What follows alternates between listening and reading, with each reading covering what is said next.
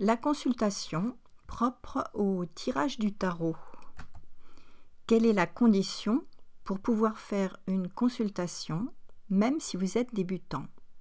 Bonjour, je suis Hélène Poiseau, psychologue et tarologue, et nous allons voir ensemble des éléments importants d'une consultation pour faire des tirages de tarot. En principe, pour faire des séances, vous avez besoin bien sûr de connaître la symbolique des lames majeures.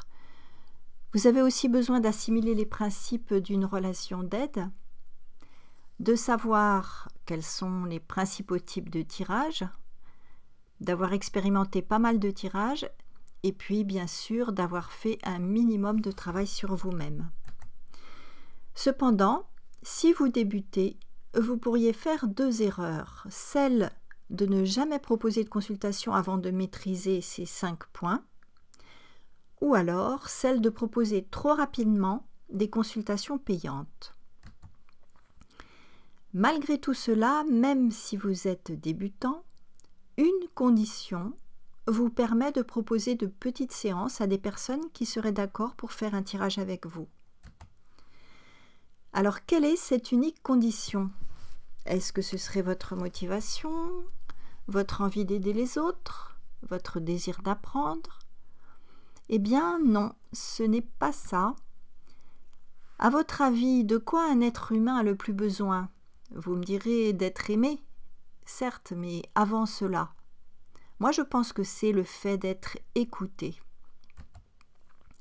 Le fait d'être écouté de façon attentive et empathique vous enrichit d'au moins 5 façons. L'écoute vous permet tout d'abord de vous exprimer. Elle vous permet de vous sentir accueilli et compris. Elle soulage votre sentiment de solitude inhérent à la nature humaine. Elle développe en vous un sentiment de solidarité. Elle vous aide à aller à l'intérieur de vous et à mieux vous comprendre. De quoi avez-vous besoin pour écouter pleinement l'autre? Alors, vous avez besoin d'être dans l'empathie.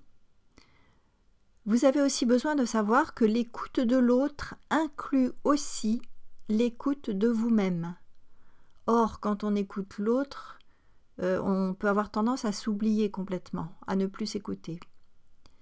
Et puis, vous avez besoin de prendre du recul par rapport à votre problématique. Imaginons maintenant que vous êtes débutant et que vous proposez un tirage à une personne qui en a le désir. Alors, nous allons reprendre les 5 points évoqués plus haut. Vous ne connaissez pas encore bien la symbolique des majeurs.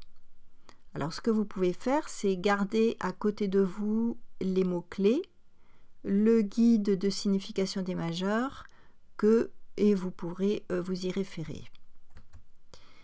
Vous ne connaissez pas les principes d'une relation d'aide. Alors, il faut dire à la personne que vous n'êtes pas là pour l'aider, qu'il existe des professionnels compétents, mais simplement pour le plaisir de découvrir les cartes du tarot, dans la mesure où vous êtes débutant, bien sûr. Après, en tant que professionnel, bien sûr qu'un tirage de tarot peut aider la personne. Vous ne savez pas quels sont les principaux types de tirages. Alors vous pouvez proposer de tirer 1 ou 2 cartes seulement pour faire un tirage très simple. Vous n'avez pas encore expérimenté pas mal de tirages, alors vous lui dites que vous êtes débutant et que vous n'avez aucune prétention. Vous n'avez peut-être pas fait beaucoup de travail sur vous-même, alors ce que je vous propose, c'est de commencer dès aujourd'hui à tirer une carte chaque jour que vous allez travailler en projection. C'est une technique très puissante.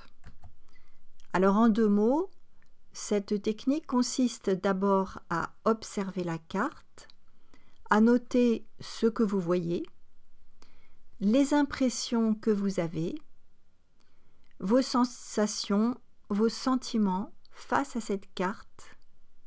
Donc là, ça va vous demander un peu de temps. Il faut prendre le temps que les choses émergent. Et vous pouvez le faire aussi avec un papier et un crayon.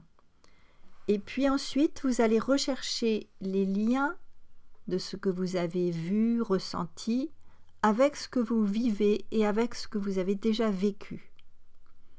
Car en fait, vous avez projeté sur la carte le contenu psychique et émotionnel qui est le vôtre.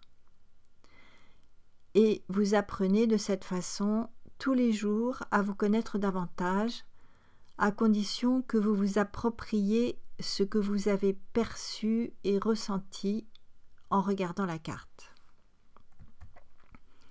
Maintenant, reprenons la condition essentielle et incontournable pour proposer un tirage, votre écoute. Même si vous ne maîtrisez pas encore l'art de l'écoute ni l'art du questionnement, il vous suffit de laisser la personne s'exprimer. Si par exemple vous proposez un tirage en 2 cartes, une qui représente la personne et son énergie, une autre qui représente le conseil du tarot, vous allez lui demander ce qu'elle voit, ce qu'elle observe, ce qu'elle ressent, quelles sont ses émotions, quel est son état interne. Et vous allez vous contenter de reformuler ce qu'elle dit pour relancer la personne et lui permettre de s'exprimer. En effet, ce qu'elle va dire ne sera pas étranger à ce que les cartes signifient symboliquement. Et vous pouvez très bien ne rien dire. C'est-à-dire vous contenter de reformuler, c'est-à-dire de reprendre les derniers mots de sa phrase pour la relancer. Lorsque la personne va s'exprimer, vous serez étonné et surpris du résultat. Si vous voulez apprendre à mener une consultation étape après étape à l'aide de consignes précises, et si vous voulez vous entraîner grâce à des exercices simples, vous trouverez sous la vidéo le lien pour télécharger les 10 étapes de la consultation. Voilà, je vous remercie de votre présence et je vous invite à vous abonner à la chaîne. Et je vous dis à la prochaine fois, à la prochaine vidéo. À très bientôt.